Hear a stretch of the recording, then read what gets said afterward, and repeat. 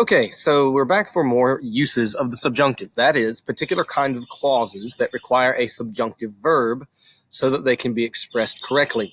Most of the subjunctives, as you know, are going to be those that are used in dependent or subordinate clauses, like cum clauses, with cum being the subordinating word, ut clauses, with ut being that word, the relative clauses, indirect question.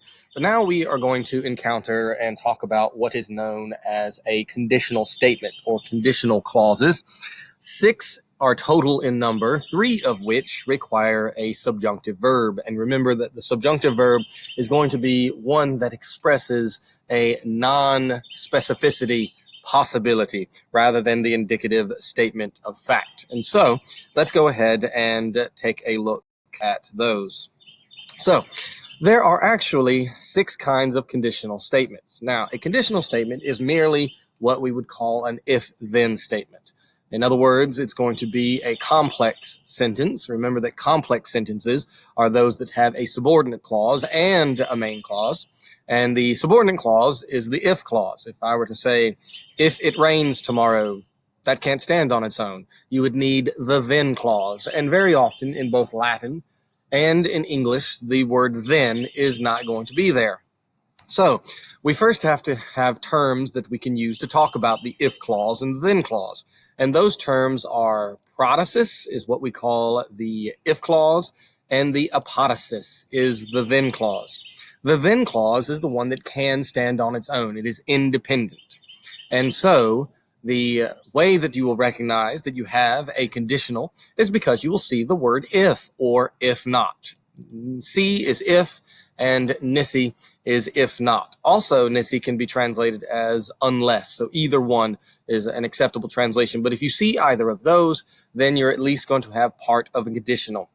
Now, as is my tendency, what I'm going to do is simply to reward you by watching this, is that it is Teacher Appreciation Week, and in the middle of this lesson, I am going to name 3 teachers of my elementary experience that I have appreciated and remember. And so the very first one I'm going to tell you now is Henry, Miss Henry, my 2nd grade teacher, was incredibly encouraging, and also I thought did a great job. So Henry, Henry. Now, there are 3 tenses that a conditional can be expressed in, and that would be you can have the conditional in the present, you can have the conditional in the past, and you can have the conditional in the future. Secondly, is that there are 2 categories. You have what are called the simple or real conditions, and you have the imaginary or contrary to fact conditions. And the way that it breaks down is that you will know whether you have a simple or real conditional, or whether it's an imaginary or contrary to fact, that's what CTF stands for, is going to then be determined by what kind of verbs. As you would imagine, real conditionals are going to have indicative verbs. Imaginary, contrary to fact conditionals are going to use subjunctive verbs. And those are the conditionals that you see right here that I have listed. So there are 6 kinds of conditionals, 3 of which require a subjunctive, and those are the ones that are here. Present contrary to fact, past contrary to fact, and instead of calling it future contrary to fact, it's called future less vivid. It's just a term that has been used. So, going back to the study guide, let's take a look first at the simple or real conditions. The present, if you have in the both protasis and the apodosis, remember the protasis is the if clause, and the apodosis is the then clause. The word then will not exist. You can supply it in English, but you don't really need it. Then what you will have are present indicative verbs, and it's a simple present condition. And so you have the translation, si discipuli student, from studio studere, and so therefore if it were a subjunctive, it would have an EA if it were present, and then faciunt, which of course IU is definitely a present indicative expression. If the subject verbs, then the subject is verbing. So it is something along the lines of, if I am driving to school, it is in the morning. It's a simple statement. And so here, si discipuli student, if students study, bonus gradus faciunt, they make good grades. It's as simple as that. The past simple condition, again, You will determine what kind of a condition by looking at the verbs in both the protasis if clause and the apodosis then clause. You will have past indicatives. Now remember that the indicatives that express action of the past would include imperfect, it would include perfect, it could even include pluperfect. Those are the three that indicate past action. And here you can see I have studebant and faciebant, so I've used imperfects here, and it is going to simply say if the students were studying in the past, they made good grades in the past. So if the subject verbed, then the other subjects verbed. And so it's a simple expression. The simple conditionals are really easy. Instead of calling it the future simple, for whatever reason, there is the term future more vivid. And then that, of course, is going to be contrasted with the one that we use over here, which is imaginary contrary to fact, which is future less vivid. And in each of these are real conditionals, saying if they are studying, then they are making good grades. Past, if they were studying, they were making good grades. Future. However, in the future, for the future more vivid, the protasis can feature either a future indicative or a future perfect indicative. Either one is acceptable. And in the apodosis, it is going to have the future indicative again. Now, the translation is where English gets a little wonky, or English gets a little different, because in the translation of the protasis, which of course features the future or the future perfect, here I've given you both options of studerent, which of course is future perfect, or studebunt, which of course is future. It's going to be if the subject verbs. But in English, if we say the subject verbs, then that action seems as though it's happening right now, if the subject verbs right now. But when we put in English the word if, we can imply if the subject verbs in the future. And so the expression, the subject verbs, can, dependent upon how it's used in English, if the if is there, then it could be implying future action. So if the subject verbs, then the apodosis, the subject will verb. It could be the same or different. And so here, with my protasis, if the students study, but it's implied in the future. If they study in the future, then in the future, facient, they will make good grades. Future more vivid is then the term that we use for this kind of conditional. Now, more appealing, I find, and more fun are the imaginary contrary to fact, because we can make stuff up. And if you are making something up, non-statement of fact, non-specific, it is then going to use subjunctive verbs. So here you will find subjunctives, and this is the part really that you have to memorize because it is counterintuitive. It was intuitive, present simple, present indicative, past simple, past indicative, future more vivid, future simple, future indicative. But over here, not so much. For the imaginary contrary to fact, present conditional statement, what you will find is imperfect subjunctive in both the protasis, if clause, and the apodosis, then clause. And here you can see it, si discipli studerent. You have the present infinitive, studere, with the ending nt, and then the same thing with facerent. Because I have imperfects, that means it is a present contrary to fact. So, very often, this is true for me. I could say it because my students don't study in the way that they should.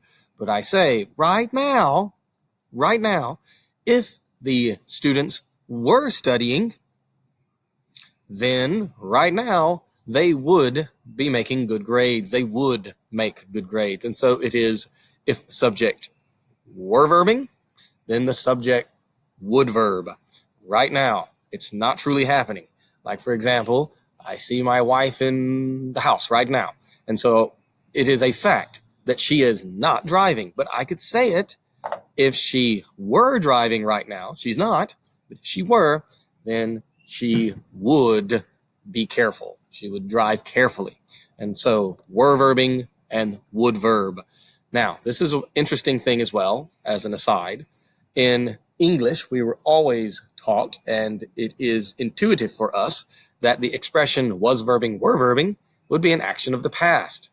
But once we put the if on there, and we are making it up as a thing that is not real, then all of a sudden we can use the expression were verbing as happening now, but happening now imaginarily.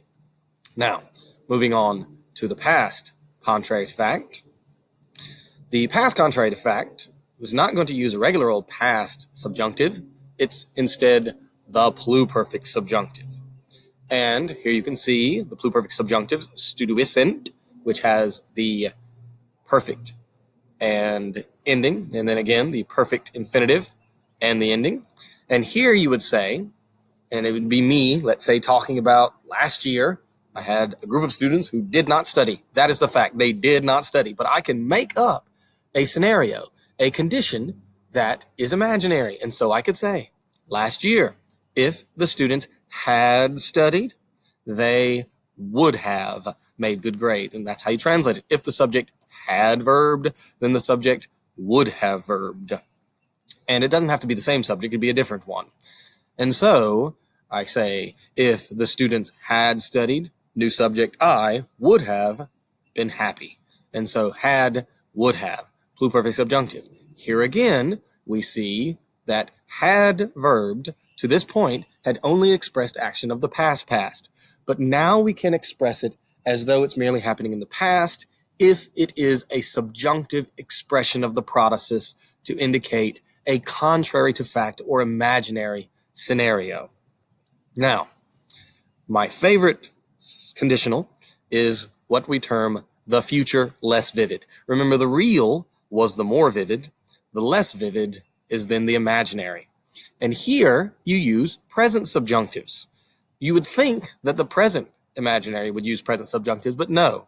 It goes imperfect subjunctives for the present imaginary, contrary to fact, pluperfects for the past imaginary, contrary to fact, and then now present subjunctive. But that makes plenty of sense, because if the subjunctive expresses possibility, present possibility in and of itself is the future. So here we have two present subjunctives, and you have studiant, we fear a giant liar, and then faciant, we fear a giant liar with the vowels IA, and it is what I like to call the should, would. So it's in the future. So I know that students are like they're always going to be, they're never going to study in the way that they should, but I say, if students should study at some point in the future, and they're not going to, it's a fact, but we're making this up. If they should study, then they would make good grades. And so in that way, obviously, it can be the future less vivid, potential, non-fact, but imaginary, made up. Now, another expression for the processes, instead of saying if the subject should verb, you could also say were to.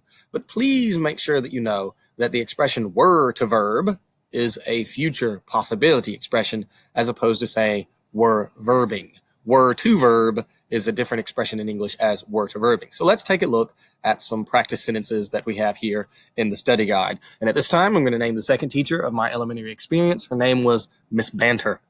She taught the gifted classes that I was in all through elementary school. And I appreciate her efforts. B-A-N-T-E-R, Banter. So let's take a look and see what we have here. I think in the vast majority of these, they are all the imaginary or contrary to fact, obviously, but we'll take a look at each of them to figure it out. So first and foremost, number one, I see that we have a see, if, which means that we are going to have a conditional. I then look to see what kind of verbs. I have interfecissent from interficio, meaning to kill, and cacedicet from cado, cadere, cacidi, meaning to fall. They are pluperfect subjunctives, so this must be, if I go back and look, pluperfect subjunctives, a past contrary to fact. And so it will then translate if anybody. Now, again, I've mentioned this before, but there's a saying. See, there it is, see, nisi, noom, and nay, all the ollies fall away. The word aliquis, aliquid, as you can see it there, I typed it back in, it means someone or anyone. Aliquid means somebody, or aliquid means something or anything. But when you have those four words, see, nisi, noom, and nay, that we've seen the nay as the negative ut clause, then the ali, for whatever reason, disappears, and we have this silly little saying that is fun. Si nisi numine, all the Alis go away. Si nisi numine, Ali goes on holiday. So here it is somebody, anybody. If somebody, anybody, had killed Octavian, they didn't, but we're making it up in the past. If anybody had killed Octavian, then the Republic would have fallen in the hands of Antony, Cleopatraque, and Cleopatra. And so in that way, obviously, it is a past contrary to fact. Number 2, nisi. Nisi is, again, if not or unless. It can also mean except, but not usually when you are translating the conditionals. So we go to see what kind of verbs. We have regret from rego or regere, meaning obviously to rule. And then you have faceret. Both of these are imperfect subjunctives. It has a present infinitive plus an ending. And so we would go and translate it as a present, imaginary, or contrary to fact. If the subject was verbing, were verbing, then the subject would verb. So go back and look at it. If Augustus were not, and I say not because in the nisi is the negative. So unless Augustus were ruling, or if Augustus were not ruling. The word unless built in it has the negative not. So if Augustus were not ruling the empire, the power, but here it means the power whole empire, well, he is, but if he were not doing it, we're making up a scenario, imaginary, the Senate would make a conjuratio. That is the word, as you can see there, as it pops up, a conspiracy. They would make a conspiracy contra am, against him. They are not making it, but we're making up a scenario, a present conditional that's contrary to fact, if you weren't ruling. Number 3, C, there's my if clause. I go and look gerat, which comes from gero, gerere. It is an A plus or on a third conjugation verb. And here, this is an idiom. So gerat in and of itself, gero, gere, means to wear. But with the word bellum, which means war, bellum, belly, it means to wage. And then, of course, from wenco, wencere, again, we have we fear a giant liar. And here it is, if Trajan, and it is a present subjunctive, so that makes it a future less vivid. There it is, should, would. So, if Trajan should wage war against Dacia, which of course he did, but at the moment here as we describe it, maybe he hasn't done it as of yet, then most easily, very easily, superlative facilime, he would win. So, should he do it? He would do it. Number 4, C. Let's go see what kind of verb. There it is.